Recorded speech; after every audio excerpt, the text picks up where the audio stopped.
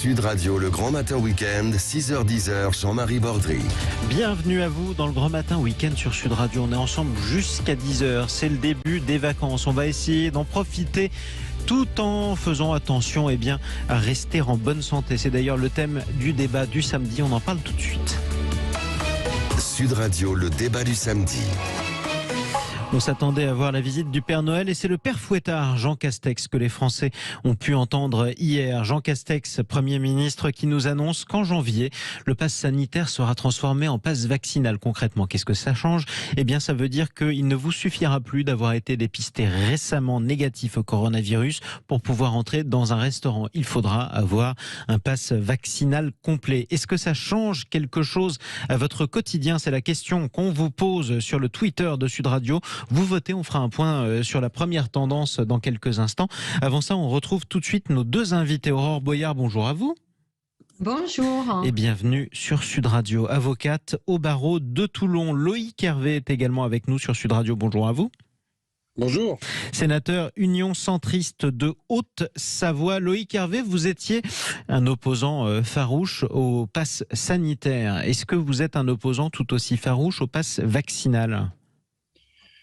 Oui, évidemment, mais ça n'est que la démonstration de ce que nous annoncions dès le mois de décembre ou alors au mois d'avril, quand la première mouture du pass sanitaire a été votée par le Parlement. Nous savons très bien que nous avons pris un escalier, une forme d'escalier finalement sans retour, où mois après mois, la seule variable d'ajustement qui nous permet de faire face à l'épidémie, c'est d'atteindre encore plus aux libertés publiques. Je précise que je suis vacciné 3 fois, que j'ai jamais autant été testé que depuis que je suis vacciné. Bref, vous avez tous les passes possibles et imaginables. Que je le présente.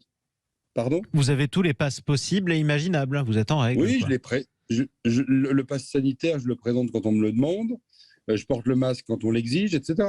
Je trouve simplement que nous avons fait le choix dans notre pays, contrairement à notre histoire et à notre tradition, nous avons fait le choix de la coercition et non pas celui de la responsabilité individuelle et collective. Donc je le regrette et je pense que nous allons vers une année 2022 extrêmement compliquée sur un plan de la protection des libertés publiques. Aurore Boyard, vous êtes avec nous en direct de la région Sud. Vous trouviez au début que le pass sanitaire était, je vous cite, hypocrite dans la mesure où il eût été plus clair et plus correct de parler de vaccination obligatoire. C'est plutôt un pas de plus, ce pass vaccinal vers une forme de vaccination obligatoire. Oui, mais ce que je déplore, c'est la méthode en fait. C'est-à-dire que dès le départ, il aurait fallu dire aux gens, de toute manière, on sera obligé de passer et de rendre la vaccination obligatoire.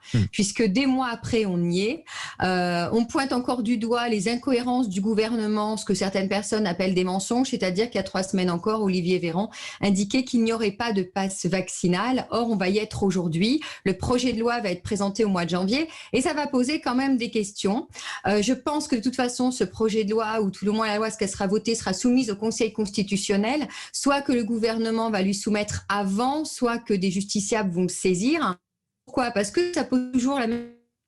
Ça pose toujours, en tout cas, ça vous pose une question dans la mesure où vous vous attendez à ce que le Parlement ratifie tout bonnement cette proposition de loi qui viendra du gouvernement. Justement, on se posera la question avec Loïc Hervé dans quelques instants quand on aura rétabli la liaison. Revenons à Jean Castex, le Premier ministre, qui hier, et on l'a entendu notamment sur Sud Radio, a expliqué que son objectif, c'était surtout de mettre un terme à la résistance de certains Français. On l'écoute. Il n'est pas admissible que le refus de quelques millions de Français de se faire vacciner mette en risque la vie de tout un pays et entame le quotidien d'une immense majorité de Français qui a joué le jeu depuis le début de cette crise. Alors nous avons décidé, avec le président de la République, qu'un projet de loi sera soumis au Parlement début janvier, notamment pour transformer le pass sanitaire en pass vaccinal et durcir les conditions de contrôle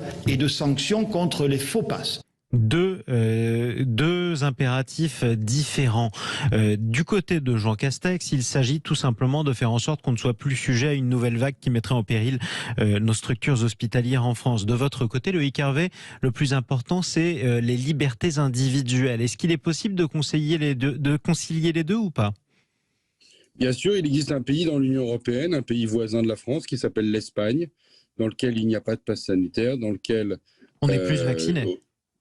il y a plus de vaccinés qu'en France, c'est curieux, qu'un pays latin proche de nous ait plus de vaccinés n'ayant pas eu recours à ce pass sanitaire, tout simplement parce que la Cour constitutionnelle espagnole l'a interdit.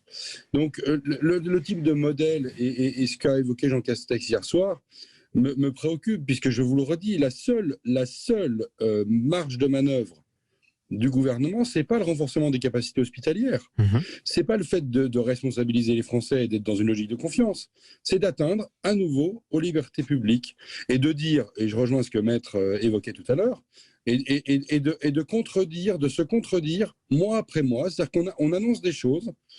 Au mois d'avril, on dit le pass sanitaire, on le fait que pour les grands événements sportifs et culturels. En juillet, on le généralise. Là, de la même manière, on annonce des choses sur le pass vaccinal, encore il y a quelques jours, quelques semaines, et on se contredit. Le Parlement, à plusieurs reprises, a rejeté la vaccination obligatoire. Elle avait une cohérence pour les collègues socialistes qui la proposaient. Je ne l'aurais jamais voté, moi. Elle avait une cohérence intellectuelle. Là, maintenant, on a un dispositif qui s'apparente à ça. Donc, mois après mois, le gouvernement continue de se contredire, encore une fois, alors que 2022 est une année électorale qui va convoquer les Français à 4 reprises devant les urnes pour les élections les plus importantes, à savoir les présidentielles et les législatives. Moi, je me pose une question de ça, dans quelles conditions, dans notre pays, on pourra garantir que ces élections se passent dans des conditions normales. J'ai répondu à une interview de Challenge cette semaine pour rappeler au gouvernement ce que dit la loi, simplement que, par exemple, dans un meeting politique, il est interdit, sous peine d'amende et de peine de prison, de demander le pass sanitaire. Effectivement, en tout cas, c'est quelque chose qui n'était pas aussi logique que ça. Et en tout cas, effectivement, ça pose quelques questions juridiques, d'où l'intérêt d'ailleurs d'avoir une avocate qu'on a retrouvée sur Sud Radio. Aurore Boyard, vous êtes avec nous. Vous critiquiez la méthode, le discours, le fait de ne pas l'avoir annoncé avant et puis de finir par l'annoncer. Ça, c'est pour la forme, si je vous suis bien. Est-ce que sur le fond, pour vous, en revanche, aller vers une quasi-vaccination obligatoire, c'est plutôt logique ? Alors moi, ça me semblerait logique à partir du moment où on est sur une période d'épidémie.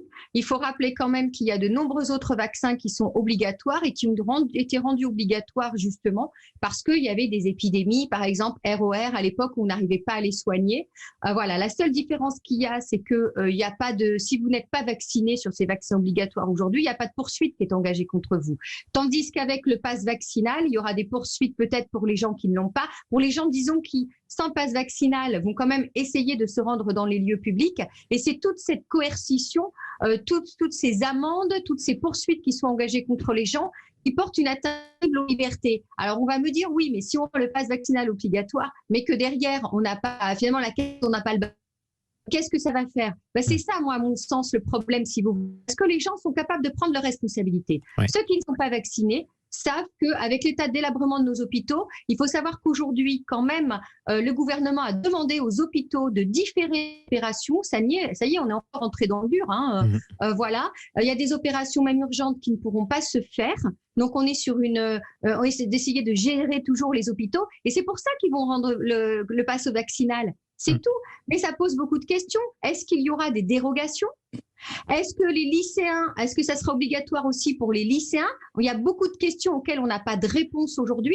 Et sur lesquelles on n'est pas encore avancé. Vous avez cette information de dernière minute qui nous parvient aussi sur Sud Radio, Aurore Boyard et Loïc Hervé, puisque le ministre de la Santé, Olivier Véran, annonce que la dose de rappel va devenir obligatoire pour le personnel soignant, mais aussi pour les pompiers à partir du 30 janvier. Est-ce que cette annonce-là est cohérente pour vous ou pas, Loïc Hervé?